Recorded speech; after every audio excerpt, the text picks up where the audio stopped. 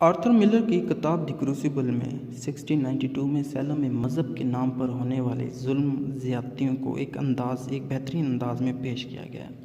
तारीख़ के इस जुल्म और संगदिली से भरे वाक़ई इंसिडेंट्स की रोशनी में मिलर ने रियलिटी को भी बयान किया। वो है 20th सेंचुरी के, जब अमेरिका में कम्युनिज़्म के ख़िलाफ़ लॉर्ड मैकार्थी का जो जुल्म था ना वो बढ़ा, जिसके नतीजे में हज़ारों लोगों को कम्युनिस्ट होने की सज़ाएं भुगतनी पड़ी और उन पर जुल्म किया गया। और ये जुल्म इतना फैल गया कि लोग अपनी पर्सनल दुश्मनी का बदला भी दूसरों को कम्युनिस्ट साबित करके लेने लगे। इस कहानी में भी हमें कुछ ऐसा ही नज़र आएगा। तो सबसे पहले हम इस कहानी के करैक्टर्स को देख लेते हैं। इस कहानी के मरकज़ी किरदार में जॉन प्रॉक्टर है, जो इस कहानी के आखिर में सच का साथ देने के लिए अपनी जान दे देता है।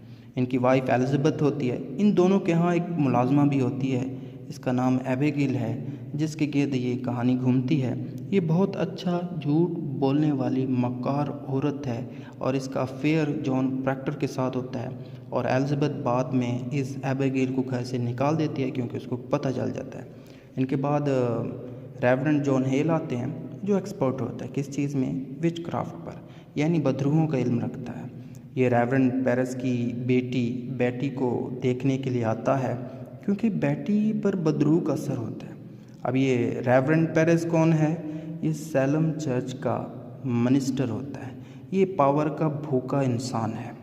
इस कहानी का आगाज़ अब हम हेल से करते हैं, जो बहुत परेशान नज़र आ रहा है क्योंकि इसकी बेटी पर बदरूह का असर है। और ये असर क्यों हुआ था? एक रात ऐसा हुआ था कि एक रात घने तारीक जंगल में बेटी और एबिगेल और इनकी कुछ सहेलियां जंगल में रूहों को बुलाने के लिए डांस कर रही थी।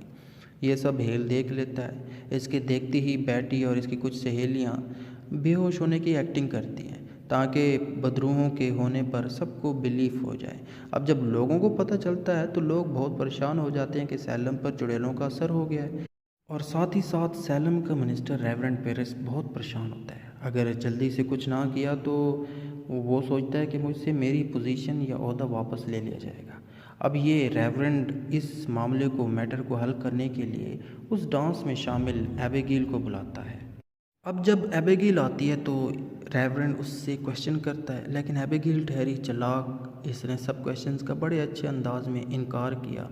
और साथ ही साथ एबिगेल को अंदाज़ा हो गया था कि कोई इन्वेस्टिगेशन होगी, तो इसने सब लड़कियों को पहले ही समझा दिया था कि कोई कुछ पूछे उस डांस के मुतल्लिक, उस डांस के पीछे कहानी के मुतल्लिक, तो सब ने झूठ बोलना है। सब लड़कियों ने ऐसा ही किया।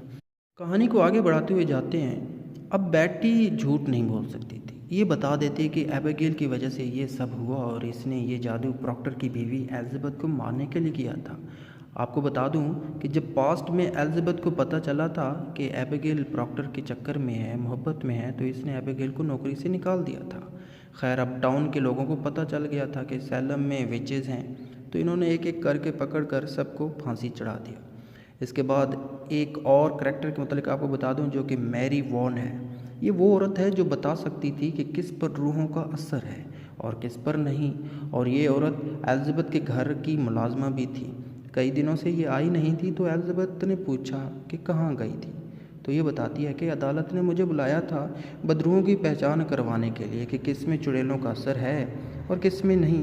खैर, ये मैरी एलिज़ाबेथ को एक गुड़िया देती है जिसके अंदर कुछ सुइयां लगी हुई होती हैं। इसके बाद एक दिन एलिज़ाबेथ प्रॉक्टर को कहती है कि मुझे ऐसा महसूस हो रहा है। क्या हो रहा है? कि एबिगेल कहीं मुझे विच क्राफ्ट में ब्लेम ना कर दे, इल्ज़ाम ना लगा दे। तुम ऐसा करो, जाकर सब कुछ सच सच बता दो कि ये एबिगेल और बाकी लड़कियां झूठ बोल रही हैं और सच को छुपा रही हैं। खैर, इसके बाद वही हुआ जिसका डर था। एबिगेल ने एलिज़ाबेथ पर बदरू का इल्ज़ाम लगा दिया कि ये विच क्राफ्ट करती है।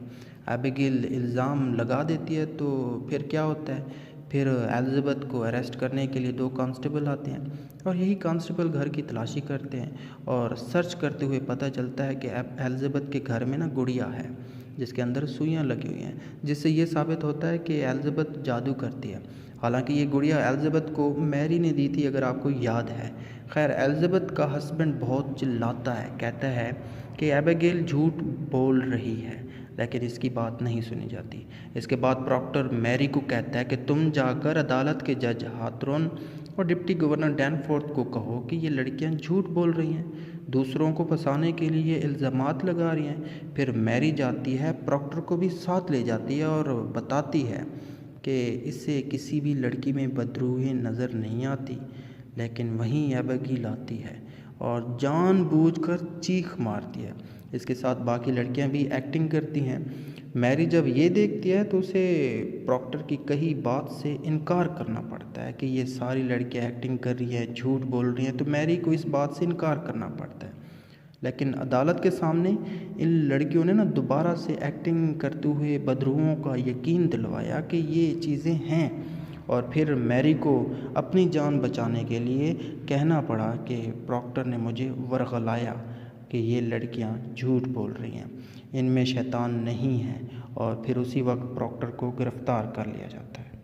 जब प्रॉक्टर गिरफ़्तार कर लिया जाता है तो ये अदालत को एबिगेल के साथ नाजायज़ तल्लुकात के मुतल्लिक बता देता है। जब एबिगेल को बुलाया जाता है तो ये साफ इनकार कर देती है कि मेरा कोई रिलेशनशिप प्रॉक्टर से नहीं है, ये झूठा है, ये झूठ बोल रहा है। यहाँ पर प्रॉक्टर फिर से एबिगेल की वजह से सच को क्लियर नहीं कर पाता, क्योंकि एबिगेल ठहरी बहुत चालाक और मक्कार, तो ये हर हरबे को, हर तरीके को जानती थी कि किस तरह धोखा देना है। खैर, इसके बाद प्रॉक्टर को कहा जाता है कि अपने गुनाहों को मान लो तो शायद तुम्हें अदालत मौत ना दे।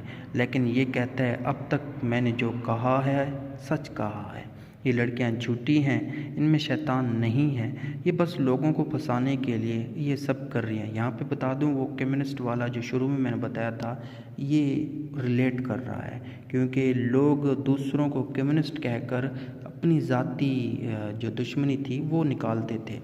तो जो भी कहा है ना, प्रॉक्टर कहता है वो सच कहा है मैंने, चाहे मुझे जो सज़ा दो ना मैं वो कबूल कर लूँगा, मुझे मौत भी अगर आप दोगे तो मैं मौत को भी गले लगा लूँगा। तो फिर क्या होता है, सच का साथ, सच बोलने की वजह से अदालत प्रॉक्टर को सज़ाए मौत देती है और इसी तरह झूठ की फतह होती है और सच हार जाता है। उम्मीद करता हूँ ये समरी आपको आइडिया आ गया होगा कि ये कहानी किस चीज़ के मुतल्लिक है। अगर आप पसंद आई है तो लाइक कीजिएगा, सब्सक्राइब कीजिएगा, और कहीं पे कोई प्रॉब्लम आ रही है, समझ नहीं आ रही, तो दोबारा से सुन लें, क्योंकि ये कहानी थोड़ी कंफ्यूजिंग है। तो एक दफ़ा सुन लेंगे तो इंशाल्लाह क्लियर हो जाएगा। Thank you for watching this.